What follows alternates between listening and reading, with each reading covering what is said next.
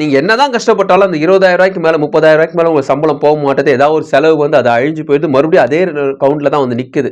அந்த லெவல்ல இருந்து வெளிய வர முடியலன்னா, வணக்கம் ஜிகே வித் ஜேகே சேனல் மூலம் வரவேற்கிறேன். நீங்க ரொம்ப நாளா எதிர்பார்த்துட்டு இருக்கக்கூடிய ஒரு பெரிய ஆசீர்வாதம் உங்ககிட்ட வரப்போகுது. 5 கோடி ரூபாய் உங்க அக்கவுண்ட்ல வரப்போகுது. அது மட்டும் கிடையாது. மாசம் மாசம் 5 லட்சம், 10 லட்சம் உங்களோட வருமானம் இன்கிரீஸ் ஆகிட்டே போகுது. நீங்க தொடங்கக்கூடிய தொழில் பெரிய வெற்றி அடைய போகுது.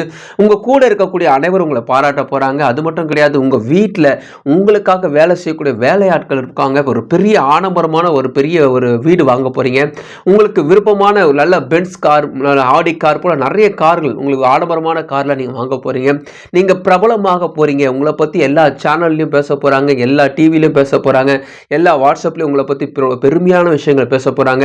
நீங்க எதிர்பார்த்துக்கக்கூடிய நிறைய விஷயங்கள் நடந்துட்டு இருக்கும் போது, அது மட்டும் கிடையாது, உங்க வீட்டில் பெரிய சந்தோஷங்கள் அமைஞ்சிட்டு இருக்க போது, உங்க குடும்பத்திலும் அமைதி இருக்க போது, பிள்ளைகள் நல்லா படிக்க ஆரம்பிக்கிறாங்க, நல்ல மார்க் வாங்குறாங்க, உங்க ஆஃபீஸில் நல்ல கிரேட்ஸ் உங்களுக்கு வருது. அது மட்டும் கிடையாது, வாங்கக்கூடிய வருமானம் இன்னும் அதிகமாட்டே இருக்கு. இன்னும் நிறைய விஷயங்கள் உங்க வாழ்க்கை நடந்துட்டே இருக்கு. வேர்ல்டு டூர் போகலான்னு ஆசைப்பட்டிருக்கீங்க. அந்த வேர்ல்டு டூர் போனதுக்கான பிளான் பண்ண போறீங்க. எல்லா வித பண தேவைகளும் ஒன்று ஒன்றா சந்திச்சுட்டே இருக்கு. ஒன் பை ஒன்னா என்னடா இது திக்கு முக்காடுற அளவுக்கு உங்களுக்கு பெரிய ஆசீர்வாதம் வந்து போகுது. நிறைய பேருக்கு ஹெல்ப் பண்றீங்க. பெரிய லெவல்ல பிரபலமாகறீங்க. இந்த விஷயங்களை நான் சொல்லும் பொழுது உங்க மனசுல என்ன விஷயங்கள் ஓடிக்கிட்டு இருக்கு? என்ன ஆச்சு உனக்கு? ஏன் இதெல்லாம் சொல்றான் அப்படி தோணுதா? இதெல்லாம் எங்க எனக்கு நடக்க போகுது அப்படி உங்களுக்கு தோணுதா? ஒரு கோவில்ல யானை வச்சிருக்காங்க. அந்த யானை ஆசீர்வாதம் பண்ணதுக்காக தன் தும்பி கையில ஒருத்தர் மேல ஆசீர்வாதம் பண்ணும். ஒரு வாழைப்பழம் கொடுப்பாங்க. அந்த யானை கிட்ட நான் போறேன்னு வச்சுக்கோங்களேன். அந்த யானை பேசக்கூடிய யானைன்னு வச்சுங்க. சும்மா கற்பனைக்காக சொல்றேன். அங்க யானை கிட்ட போயிட்டு, யானை நீங்க வந்து பெரிய காட்டுக்கே ராஜா. அப்ப போயிட்டு சிங்கமும் உன்னை பார்த்து பயப்படும். அது தட்டினானா அந்த சிங்கமும் எங்கேயோ போய் விழும். நீ பெரிய யானை, அந்த காட்டை நீ தான் ஆளக்கூடியவன். உன்னை பாட்டு வலிமையான யாருமே கிடையாது. உன்னால தான் இந்த நிறைய காடுகளை உருவாகிட்டு இருக்கு. உன்னுடைய எச்சங்கள் தான் நிறைய விதமான காடுகளை உருவாக்கிட்டு இருக்கு. உன்னை பார்த்து நிறைய மிருகங்கள் பயப்படுது. நீ காட்டுக்கே ராஜா, உண்மையான ராஜா நீதான். சிங்கமானாலும் சரி, சிறுத்தையானாலும் சரி, எல்லாம் சின்னதா இருந்தாலும் உன்னுடைய பலத்துக்கு முன்பாக மற்றதெல்லாம் ஒன்றும் தூசு. ஸோ நீ தான் காட்டையே ஆண்டுட்டு இருக்க. நான் அப்படி சொன்னேன்னா அந்த யானை என்னை பார்த்து சிரிச்சிச்சுன்னா, ஸோ அதே சிரிப்பை தான் நீங்களே சிரிக்கிறீங்க. நான் அந்த யானை கிட்ட பொய் சொல்லலை. நான் அந்த யானையோடைய உண்மையான விஷயத்த, உண்மையான லைஃப்பை அதுகிட்ட நான் சொல்லியிருக்கேன்.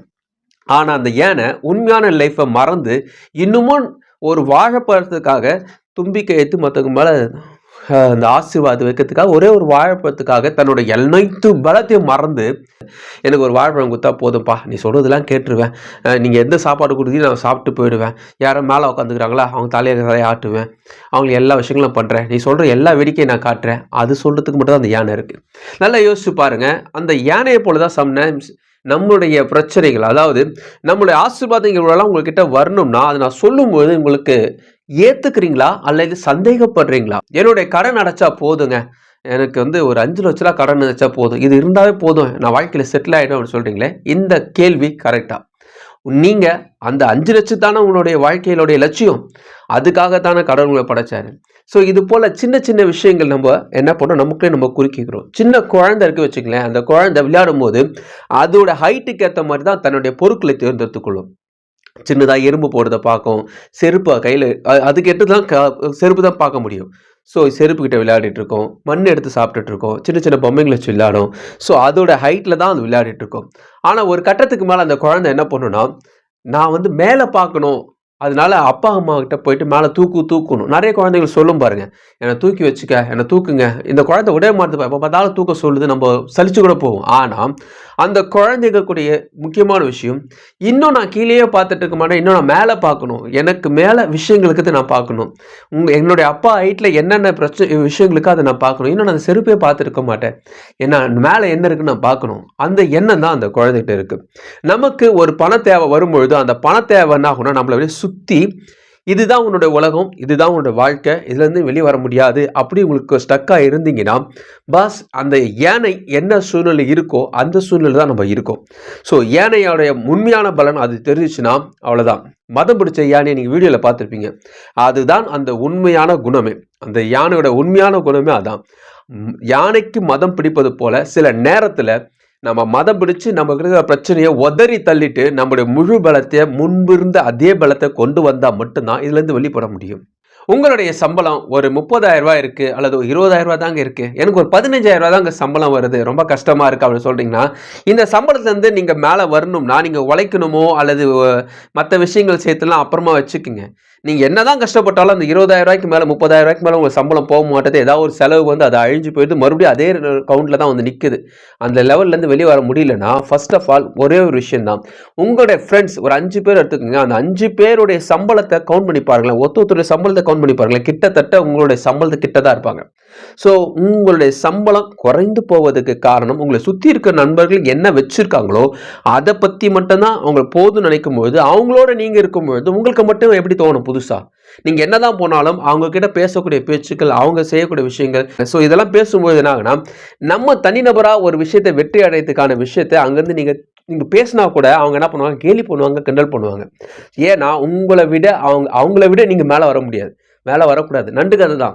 இதெல்லாம் பேராசை, இதெல்லாம் பெரிய ஆசைங்க, அதெல்லாம் பேராசைலாம் படக்கூடாது அப்படி சொன்னீங்கன்னா அதுதான் பெரிய தப்பு. ஏன்னா இந்த பிரபஞ்சம் உங்களை ஆசீர்வாதமாக வச்சுக்கிறதுக்காக தான் அந்த பிரபஞ்சம் இருக்கு. நியூட்டனின் விதிப்படி ஆப்பிள் கீழே விழுதுன்னா புவியீர்ப்பு சக்தினால கீழே விழுது நம்ம கண்டுபிடிச்சாலும், அந்த ஒரே ஒரு விஷயத்தை நெகட்டிவாக பார்க்குறவங்க என்ன பண்ணுவாங்கன்னா, ஃப்ளைட்டை கண்டுபிடிக்கும் போது ஃப்ளைட் எப்போனா கீழே ஊந்துரும்டா, ஃப்ளைட்டு பறக்கும் போதெல்லாம் பயந்துட்டு இருப்பாங்க. ஆனால் நல்லா யோசிச்சு பாருங்க, அந்த நியூட்டனின் விதியை தாண்டி அது பறக்குதுன்னா, உங்களுடைய பிரச்சனைகள் நீங்கள் எப்போ வேணா விழலாம் ஒரு சூழ்நிலை இருந்தீங்கன்னா நல்லா யோசிச்சுக்குங்க. இது நியூட்டனின் விதிப்படி, அது விதிப்படி இதான் நடக்கும் நீங்கள் நினச்சிங்கன்னா, அந்த விதியை மாற்றக்கூடிய தகுதி அந்த ஃப்ளைட்டு ஓடுறது எப்படி அதே போல தான் அதுக்கான விஷயத்தை நீங்கள் செய்ய முடியும். அந்த விஷயத்துக்கு மேலே நீங்கள் சிந்திக்க முடியும். என்னோடய வாழ்க்கை இப்படி தான் போக போகுது, நீங்கள் ஒரு முட்டுக்கட்டை போட்டு வச்சிட்டிங்கன்னா கிடையாது. உங்கள் வாழ்க்கை இதுக்கு மேலே வரப்போகுது. எப்படி அந்த ஃப்ளைட்டு போகுதோ, எப்படி தன்னுடைய பிரச்சனைகள் மேலே நீங்கள் மேலே வர போகிறீங்களோ அதை பற்றி தான் நீங்கள் சிந்திக்கணும். ஸோ ரைட் பிரதர்ஸ் அந்த நியூட்டன் விதியை தாண்டி போனதுனால தான் இன்னுமே நம்ம ஃப்ளைட்டில் நடந்துட்டு இருக்கோம். ஸோ இயற்கைக்கு மாறான விஷயங்கள்லாம் நடக்குதுன்னா அதுக்கு முக்கியமான காரணம் ஆழ் மனசு தான் சொல்கிறேன். சில பேர் இந்த ரூட்ஸ்லாம் வச்சுருப்பாங்க. நீ பணக்காரன் ஆகுனா நீ வந்து நல்லா உழைக்கணும், கடுமையாக உழைக்கணும், பணத்தை சேர்த்து வைக்கணும், அப்புறமா தான் ஒரு பேங்க்கில் போடணும், அதுக்கு வட்டி கிடைக்கும், அதுக்கப்புறம் நீங்கள் ஷேர்ஸில் போடணும், இதெல்லாம் பண்ணால் தான் நீ பணக்காரன் ஆக முடியும்னு ஒரு ரூல் இருக்கு இல்லையா? இந்த ரூலை யார் சொன்னாலும் மனசில் என்னன்னு சொன்னால், ஐயோ இது ரொம்ப பெரிய கஷ்டம் போலகுது, அதெல்லாம் இங்கே நடக்கும் அப்படின்ட்டு ஒரு மனசில் ஒரு வேவ்ஸ் ஓடும் இல்லையா? ஆக்சுவலாக இந்த ரூல்ஸ் வந்து ஆழ் மனசுக்கு கிடையாது. ஆழ் மனசை பொறுத்த வரைக்குமே நீங்கள் என்ன விரும்புகிறீங்களோ அந்த விரும்பியதை அசை போடுங்க, விரும்பியதை எழுதி வைங்க, எழுதி வச்சதை படிங்க, படித்ததை மறுபடியும் ஆசைப்படுங்க. அது உங்களை தேடி வரும். நீங்கள் அதுக்கு தகுதியா, அதுக்கு என்ன பண்ணணும் அதெல்லாம் கிடையாது. உங்களுக்கு பிரியமானது, உங்களுக்கு பிடிச்சமானதை நீங்கள் ஆசை போட்டுகிட்டே இருக்கணும், தொடர்ந்து செய்யணும், விடக்கூடாது, ப்ரொமோட் பண்ணணும். இது நடக்க போகுது, எங்களுக்கு ஆசீர்வாதம் வரப்போகுது, எங்கள் தேவைகளை சந்திக்க போகுது, எனக்கு பணம் வரப்போகுது, 5 கோடி வரப்போகுது, 10 கோடி வரப்போகுது, இது போல் சொல்லும்போது சில பேர் கோடினா பயப்படுவாங்க. ஸோ இல்லை, உங்களுக்கு எல்லாமே சேர்ந்து வரும். அனைத்து விதமான ஆசீர்வாதங்கள் நீங்கள் பெற்று சுகமாக சுபிட்சமாக இருக்கிறதுக்காக தான் கடவுள் உங்களை வச்சிருக்காரு. ஸோ நீங்கள் வந்து குழந்தைய போல் இன்னும் மண்ணை பார்த்துக்க தேவையில்ல, மேலே பாருங்கள், கடவுள் தூக்குவார், தூக்க சொல்லுங்க, தூக்கி மேலே காட்ட சொல்லுங்க, விரும்புங்க, கடவுள்கிட்ட வேண்டுங்க, எனக்கு மேலே ஆசீர்வாதங்கள் வேணும், நான் இன்னும் நிறைய விஷயங்கள் பார்க்கணும், நான் எனக்கு 10 கோடி வேணும், 100 கோடினா 1000 கோடி கூட கேளுங்க, தப்பே கிடையாது. நீங்கள் கேட்கறதுல நம்ம வந்து கட்டுப்பாடு வைக்கும் பொழுது தான் இன்னமும் நம்ம அந்த நிலைமையில இருக்கிறோம். நல்லா யோசிச்சு பாருங்க, இந்தியாவில் மக்கள் தொகை இத்தனை பேர் இருந்தாலும் 10% மக்கள் தான் பார்த்தீங்கன்னா பணக்காரர்களாக இருக்கிறாங்க. அந்த பணக்காரர்களை பார்த்து நம்ம என்ன நினச்சிட்டு இருக்கோம், ஐயோ அவன் யாரை ஏமாத்தினானோ இப்படியானோ கிடையாது. அவன் வந்து அவன் ஆழ் மனசை அவன் கட்டி ஆண்டதுனால வெற்றி பெற்றிருக்கான், இதான் உண்மை. அவன் அவ்வளோத்தரும் வந்ததுனால தான், அவன் அப்படி வேலை செய்யறதுனால தான் அவன் கீழே நம்ம வேலை செஞ்சுட்டு இருக்கோம், அவனுக்காக நம்ம வேலை செஞ்சுட்டு இருக்கோம். ஸோ அவனை போல திங்க் பண்ணுங்க சொல்கிறேன். தப்பான விஷயத்தில் இல்லை, நல்ல விஷயங்கள் இருக்குது, நல்ல பணக்காரன்லாம் இருக்கிறாங்க, பணக்காரனாவே கெட்ட விஷயம் கிடையாது. அதனால் உங்கள் ஆழ் மனசில் நீங்கள் விரும்பியது உங்களுக்கு கிடைக்குன்றதை அசை போடுங்க சொல்கிறேன், அசை போடுங்க.